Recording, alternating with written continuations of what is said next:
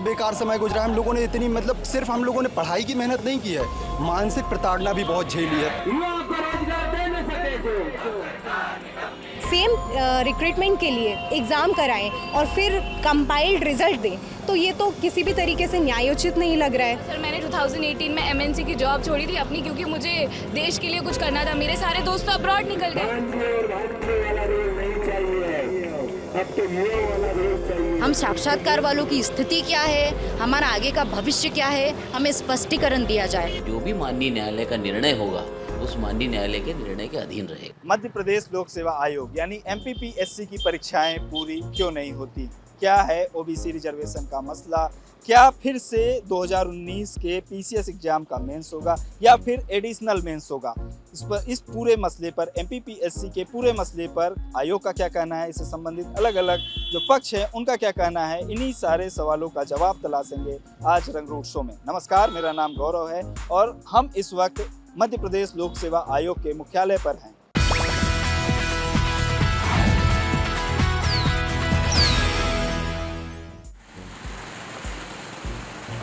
7 अप्रैल 2022 Jabalpur high court ने MPPSC 2019 की मुख्य परीक्षा का रिजल्ट निरस्त कर दिया। कोर्ट ने फरवरी 2020 में मध्य प्रदेश सरकार की ओर से एमपीपीएससी आरक्षण अधिनियम 2015 में किए गए संशोधन को असंवैधानिक बताते हुए पुराने नियमों के अनुसार फिर से प्री का नया रिजल्ट जारी करने का आदेश दिया। कोर्ट के फैसले के बाद एमपीपीएससी 2019 परीक्षा देने वाले अभ्यर्थियों के दो ग्रुप सामने आए। पहले वो जो मेंस पास कर इंटरव्यू के लिए सिलेक्ट हुए थे और दूसरे वो जो फिर से मेंस परीक्षा कराने की मांग कर रहे हैं। हमने दोनों पक्षों से बात की। सबसे पहले इंटरव्यू में शामिल अभ्यर्थियों को सुनते हैं। सर मैंने प्री का एग्ज़ाम, मेरे पापा हॉस्पिटल में एडमिट थे तो मैंने प्री का एग्ज़ाम वहाँ से दिया और मैंने पास की प्री। उसके बाद प्री के एग्ज़ाम देने के बाद मैं घर गया तो मेरी मम्मी की डेथ हो गई थी। मम्मी की डेथ होने के बाद में 1 महीने मेरे पापा के साथ में रहा और फिर मेंस की केवल मैंने 2 महीने तैयारी की और मैंने मेंस एग्ज़ाम पास की। फिर मेंस के एग्ज़ाम देने के बाद में 10 या 12 दिन बाद फिर मेरे पापा की डेथ हो गई थी। मेरी ऐसी मानसिक स्थिति थी कि मैं कुछ बोल नहीं पा रहा था और बाद में ऐसा हुआ कि मेरा सिलेक्शन हुआ मेंस में और फिर इंटरव्यू रोक दिए गए।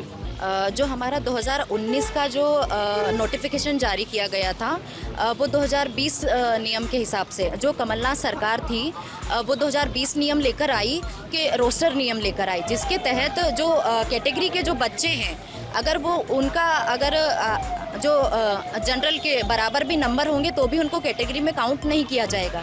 ऐसा एक रोस्टर नियम लागू कर दिया गया। और जो रिजर्व कैटेगरी के कैंडिडेट्स हैं SC ST OBC या किसी भी रिजर्व कैटेगरी के, तो उनको उन्हीं की कैटेगरी में काउंट किया जाएगा। तो ये जो 2020 नियम था, जबकि इसके पहले 2015 नियमों के आधार पर एग्ज़ाम करवाई जाती थी। 2015 का क्या नियम था? ये है कि अगर जैसे किसी कैटेगरी के बच्चों के नंबर अगर जनरल के बराबर होते हैं तो उसे जनरल में काउंट किया जाता है और जो उसकी जो सीट है वो जो दूसरे जो कैटेगरी के हैं उनको दी जाती है। ये नियम 2015 था। उसके बाद जब इसे कोर्ट में चैलेंज किया गया कुछ बच्चों द्वारा, 55 याचिकाएं लगी थी, तो इस पर केस लगातार चल रहा था। इसके बाद जब हमारे प्री एग्ज़ाम हुआ उस समय कोविड का समय था, फिर वो 1 साल बाद हुआ। ये जो मुख्य परीक्षाएं आयोजित हुई वो मार्च 2021 में हुई, जो कोविड की सेकेंड वेव थी। कोविड में हम लोगों ने अपनी निष्ठा, अपनी जान पर खेलकर मुख्य परीक्षाएं निकाली। हमारे मुख्य परीक्षा का रिजल्ट 31 दिसंबर 2021 को आया। उसके बाद हम लोगों ने बड़े उत्साह के साथ अपने इंटरव्यू की तैयारी में लग गए। आयोग भी बड़े उत्साह के साथ इंटरव्यू हमारे कंडक्ट करवाने ही वाला था। 7 अप्रैल को एक डिसीज़न आता है, उसमें कहा जाता है कि आपका जो प्री का रिज़ल्ट है उसको रिवाइज़ कीजिए और 2015 नियम लागू कीजिए। लेकिन जो प्रक्रिया होगी उसमें आयोग कोर्ट का कोई हस्तक्षेप नहीं है। ये आयोग का स्वविवेक है कि वो क्या प्रक्रिया अपनाए, वो एडिशनल करवाए। लेकिन जैसे जो बाहर जो फैलाया जा रहा है कि मैं मुख्य परीक्षाएं रद्द हो गई हैं, सबके होंगे, तो आयोग ने कभी भी नहीं कहा। लेकिन अगर 1% भी अगर आयोग ने ये निर्णय ले लिया है तो हम उसके लिए भी आवाज़ उठाएंगे, क्योंकि हमने कोविड की विषम परिस्थितियों में एग्ज़ाम दिया है। लेकिन हमारे एग्ज़ाम स्तर पर कोई गड़बड़ी नहीं थी, नियम स्तर पर गड़बड़ी थी। आप नियम सुधारिए। हम लोगों के साथ जो अन्याय हुआ है, मैं न्याय के लिए हम सब खड़े हैं, आज भी खड़े रहेंगे, आगे भी खड़े रहेंगे। अगर हम लोगों के साथ अन्याय होता है तो भी हम आगे आएंगे। बहुत बेकार समय गुजरा है। हम लोगों ने इतनी मतलब सिर्फ हम लोगों ने पढ़ाई की मेहनत नहीं की है, मानसिक प्रताड़ना भी बहुत झेली है। पेपर के दौरान प्लस पेपर के बाद मतलब रिजल्ट आने के बाद भी पहले ये झेल रहे थे प्रताड़ना कि भाई कैसे कवर करना है, कोविड है, पीपी किट पहन कर बहुत संघर्ष करके पेपर दिया, पास किया, सहयोग बस पास हो गए। अब इंटरव्यू कॉल आए उसके बाद अभी भी हम लोग उसी दंश को झेल रहे हैं कि भाई असमंजस में है हमारा भविष्य। क्षेत्र में पहले लोगों को, दोस्तों के बीच में भी हमारी बात पहुंच गई, इंटरव्यू दे रहा है। ये कहीं ना कहीं सम्मान की बात भी तो होती है प्रतियोगियों के बीच में कि हम लोग इंटरव्यू दे रहे थे, अब कहाँ गए इंटरव्यू, अब क्या हो रहा है, हम लोग क्या मतलब अधर में है भविष्य, पता नहीं है कि इंटरव्यू देना है। उसके कारण हम लोग की अगली परीक्षाएं भी गड़बड़ हो रही हैं क्योंकि मानसिक असंतुलन रहता है। रिश्तेदारों को ऐसा लगता है कि झूठ बोल दिया था, कि इनका इंटरव्यू ऐसे ही निकल गया, इनने तो झूठ बोल दिया। अगर सच में निकला था तो अभी तक इंटरव्यू क्यों नहीं हुआ?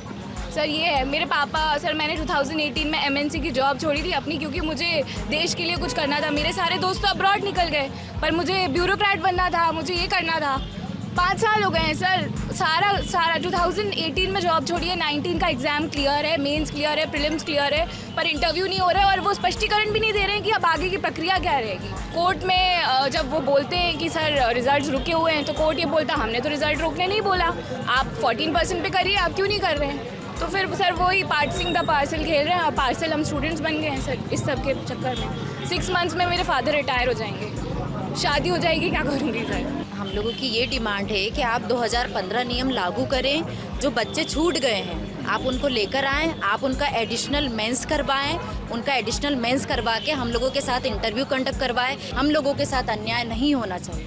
आपने अभी MPPSC 2019 के उन अभ्यर्थियों को सुना जो ये मांग कर रहे हैं कि जो एडिशनल कैंडिडेट्स ऐड हो रहे हैं जो हाई कोर्ट के फैसले के बाद उनका ही केवल मेंस लिया जाए, और इसके अलावा जो आ रहे हैं मतलब जो पहले से इंटरव्यू के लिए सिलेक्टेड कैंडिडेट्स हैं उनको जो है सीधे जो है इंटरव्यू देने दिया जाए। अब हमारे साथ कुछ ऐसे अभ्यर्थी हैं जो ऐड होंगे, यानी जो एडिशनल कैंडिडेट्स होंगे, वो क्यों प्रोटेस्ट कर रहे हैं, इस पर बात करेंगे। जो सिविल सर्विसेज रूल्स आए थे 2015 में अमेंडमेंट किया गया था सरकार के द्वारा, और वो रेट्रोस्पेक्टिवली अमेंडमेंट किया गया, मतलब नोटिफिकेशन आने के बाद वो रूल्स अप्लाई किए। वो कोर्ट में ऑब्वियसली ये चीज़ बाद में जाके ये प्रूव हो गई और कोर्ट ने उसको 7 अप्रैल 2022 को उसमें निर्णय दिया है और इन नियमों को नल एंड वॉइड कर दिया है। तो ये नियम ख़त्म हो गए हैं, पर इसके इन नियमों के आधार पर प्रीलिम्स का रिज़ल्ट जारी हुआ, मुख्य परीक्षा हो गई। तो जो बच्चे उस समय स्टे की मांग कर रहे थे एग्ज़ाम पे, तो उनका कहीं ना कहीं परफॉर्मेंस इफेक्ट भी हुआ है और कुछ नए बच्चे ऐड भी होंगे। तो दोबारा से मुख्य परीक्षा होगी और अलग से कुछ बच्चों की हुई, तो आप परिणाम किस बेसिस पे बनाएंगे? कोर्ट ने कहा है कि पूरे एग्जाम में जो प्रोसेस को अपनाया गया है वो अल्ट्रा वायरस है, और अल्ट्रा वायरस का मीनिंग होता है असंवैधानिक।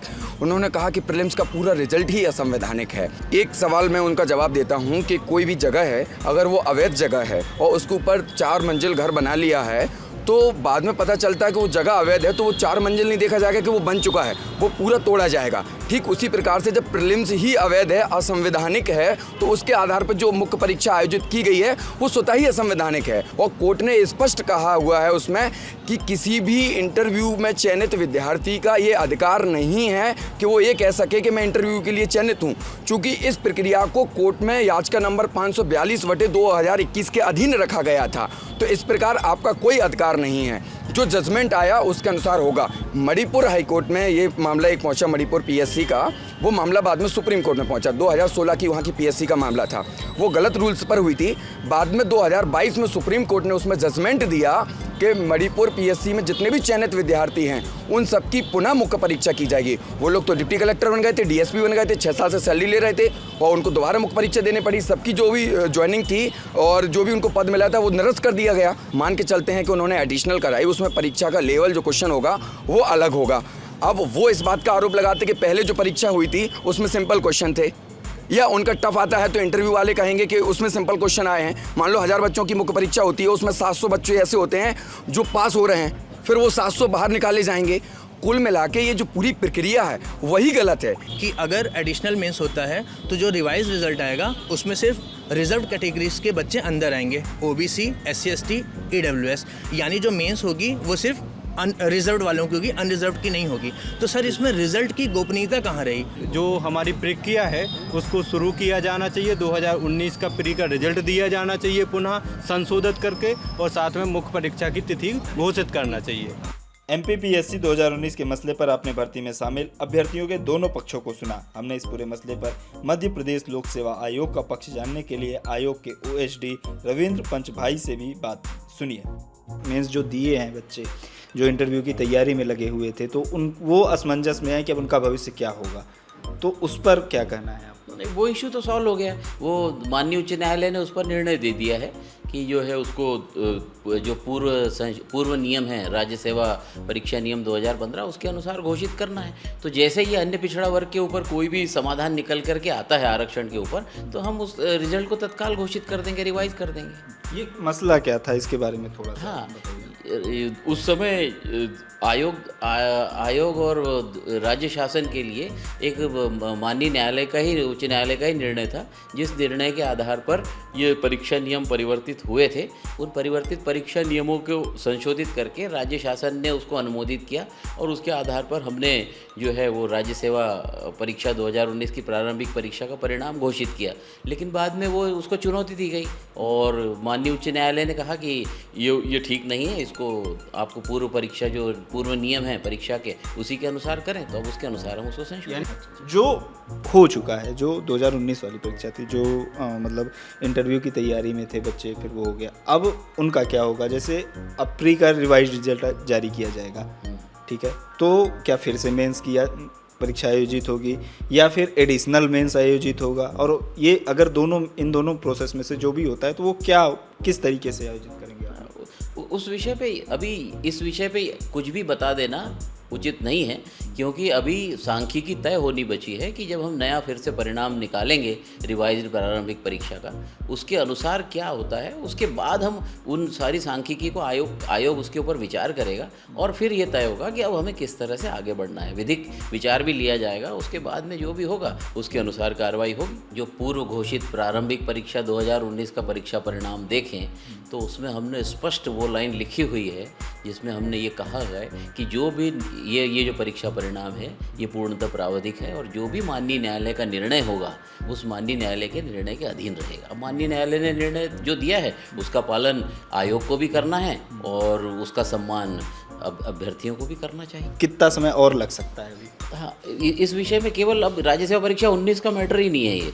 अब ये 19 के अलावा 20 की मुख्य परीक्षा भी है, उसके बाद में अन्य जो हमारी इंजीनियरिंग सेवा की परीक्षा है और हेल्थ हॉस्पिटल मैनेजर्स की परीक्षा हैं, ये सभी परीक्षाओं के परिणाम अब केवल अन्य पिछड़ा वर्ग आरक्षण के कारण लंबित हैं। उसका आरक्षण प्रतिशत तय हो जाए या कोई मध्य मार्ग कुछ निकल आता है। राज्य शासन से आयोग की गंभीर चर्चा इस पर चल रही है कि किस तरह से इसका कोई रास्ता निकल सकता है क्या। यदि इसको कुछ निकल आता है तो हम बिल्कुल यथाशीघ्र हम इसको करेंगे और हमारे अध्यक्ष द्वारा, माननीय अध्यक्ष महोदय द्वारा ये बिल्कुल कहा है, वो भी बिल्कुल चिंतित है, युवा वर्ग के भविष्य को लेकर के वो भी उतने ही चिंतित है, आयोग पूर्णतः चिंतित है और हम चाहते हैं कि हमारा काम जल्दी खत्म हो ताकि हम आगे बढ़ कर के दूसरे काम भी आगे कर सकें। मध्य प्रदेश लोक सेवा आयोग भर्ती से जुड़े जो भी मसले थे, जो भी सवाल थे, उन सब पर हमने बात करने की कोशिश की। इस पूरे मसले से जुड़े जो अलग अलग पक्ष थे, उनके क्या कहने हैं, उनका क्या सवाल है, उनका क्या जवाब है, वो सब हमने जानने की कोशिश की। इस पूरे मसले पर आपकी क्या प्रतिक्रिया है, आप कमेंट बॉक्स में बता सकते हैं या हमें मेल कर सकते हैं rangroot@lallantop.com पर। आज के रंगरूट शो में इतना ही, शुक्रिया।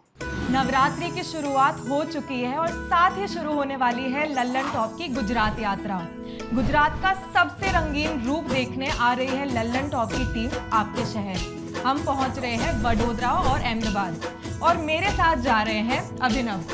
कब जा रहे हैं हम अभिनव? 1 से 4 अक्टूबर के बीच हम आपके शहर आएंगे, आपसे पूछेंगे, आपसे बतियाएंगे, आप हमको सजेशन दीजिए, इतनी सी मदद कीजिए कि आपके शहर में सबसे अच्छा गरबा कहाँ खेला जाता है। हम भी चलेंगे, गरबा खेलेंगे, गुजराती खाना खाएंगे और उसके बाद खूब सारी स्टोरीज इनके लिए ले आएंगे। लेकिन उसके लिए हमको आपको सजेशन देना है। कहाँ पे सजेशन देंगे? chunav@lallantop.com पर फटाफट अपना सजेशन हमें मेल कर डालिए, बताइए हमें कहाँ जाना है, कैसे करना है। आपके बीच आपका लल्लन टॉप आ जाएगा। जल्दी मुलाकात होगी।